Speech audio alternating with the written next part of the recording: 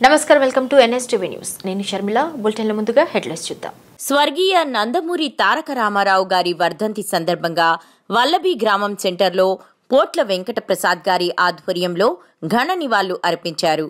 ఈ కార్యక్రమంలో 200 బైక్లతో 300 మంది ప్రజలు భారీ ర్యాలీతో నందమూరి తారక రామారావు గారి వర్ధంతి ఘనంగా జరిపారు।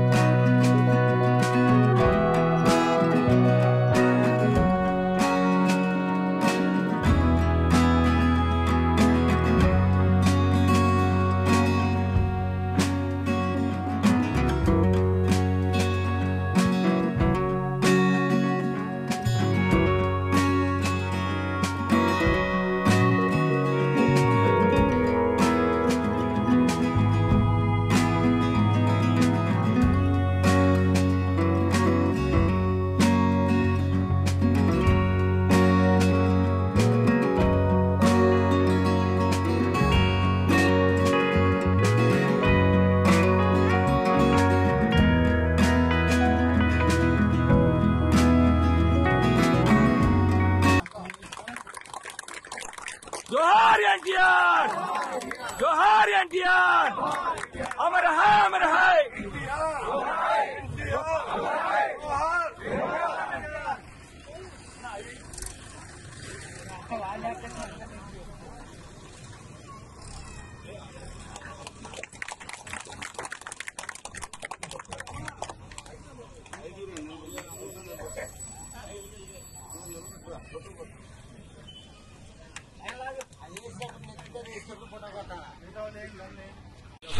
తెలివి ధైర్యం అన్ని రకాలుగా మనకి నేర్పిపోయిన మహానుభావుడు కీర్తి చేసిన నందమూరి తారక రామారావు వర్ధంతి సందర్భంగా మనం వారికి ఈరోజు ఘనంగా మనం పూలమాలతో నివాళులు అర్పించడం జరిగింది।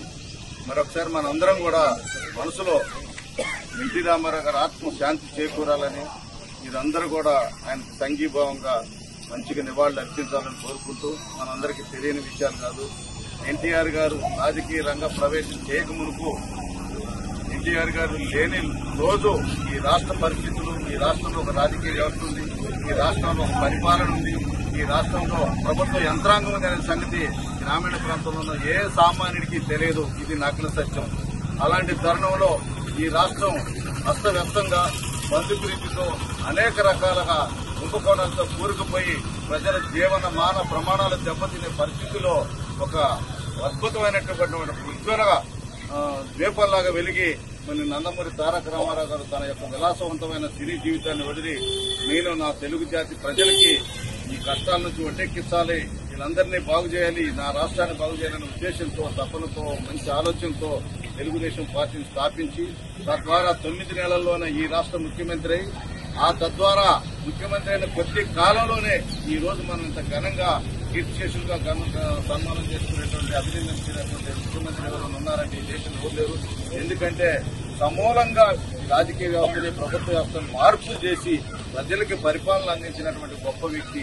తినటానికి 2 రూపాయల కిలో బియ్యం, ఉండటానికి కాలనీ ఇల్లు, కట్టుకోవడానికి గూడు, వ్యవసాయానికి విద్యుత్ సరఫరా, ఇలా చెప్పుకుంటూ పోతే ఈ రోజు ఉదయం నుంచి సాయంత్రం వరకు చెప్పినా కూడా అన్నిటికంటే ముఖ్యమైనది మహిళలకి గతంలో ఏ రాజకీయంలోనైనా, ఏ పదవులోనైనా, ఏ ఉద్యోగంలోనైనా, ఏ వ్యవస్థలోనైనా, ఏ వ్యాపారంలోనైనా మహిళల వంటింటికి ఇంట్లో ఉండేవాళ్లు।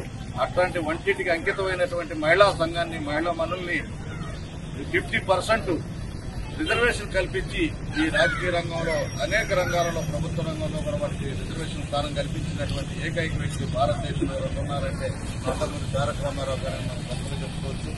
అలాగే పరిపాలన ఎక్కడో జిల్లా కేంద్రంలో ఉండి జిల్లాలో కలెక్టర్ ఆధ్వర్యంలో ఉన్నటువంటి పరిపాలన మండల వ్యవస్థని 20 ఊళ్ళకు ఒక పరిపాలనా కేంద్రాన్ని ఏర్పాటు చేసి మండలంలో మాడలిక వ్యవస్థను ఏర్పాటు చేసినటువంటి ఘనత ఏకైక ముఖ్యమంత్రి భారతదేశంలో ఒక మన తెలంగాణ, ఇది ఆంధ్రప్రదేశ్ రాష్ట్ర ముఖ్యమంత్రి ఎన్టీ రామారావు గారిని మనం గొప్పగా చెప్పుకోవచ్చు। దేశంలోనే వివిధ రాష్ట్ర ముఖ్యమంత్రులు ఎన్టీఆర్ గారు చూసి వాళ్లే తన ఆశయాలని మరి వాళ్ళు కూడా పరిణిలో తీసుకుని అమలు చేస్తున్న సంగతి కూడా మన అందరం చూస్తున్నాం.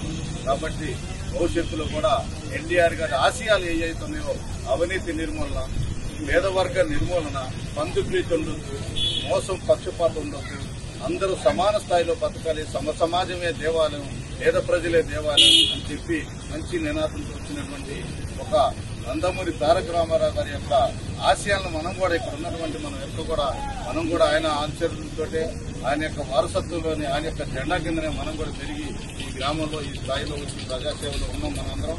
అట్లనే రాబోయే రోజుల్లో కూడా ఎన్టీఆర్ యొక్క ఆశయాన్ని, ఎన్టీఆర్ యొక్క ఔన్నత్యాన్ని ప్రజల్లో తీసుకుపోయి ఇంకా మునుముందు కూడా ఆయన ఆశయాన్ని కట్టుబడి పనిచేయాలని కోరుకుంటూ మీరందరూ కానీ ఈ రోజు నందమూరి తారక రామారావు గారి యొక్క వర్ధంతి సందర్భంగా అనేక పనులు, అనేక రకమైనటువంటి గ్రామీణ వ్యవసాయ పనుల నిమిత్తం ఎన్నా సరే నందమూరి గారి కుటుంబం పైన ఉన్న ప్రేమ, ఆప్యాయత, అత్యున్నతం చేస్తున్నాం.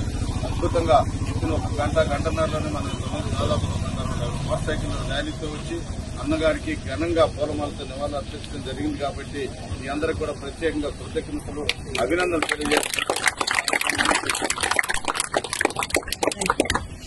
జోహార్ ఎన్టీఆర్.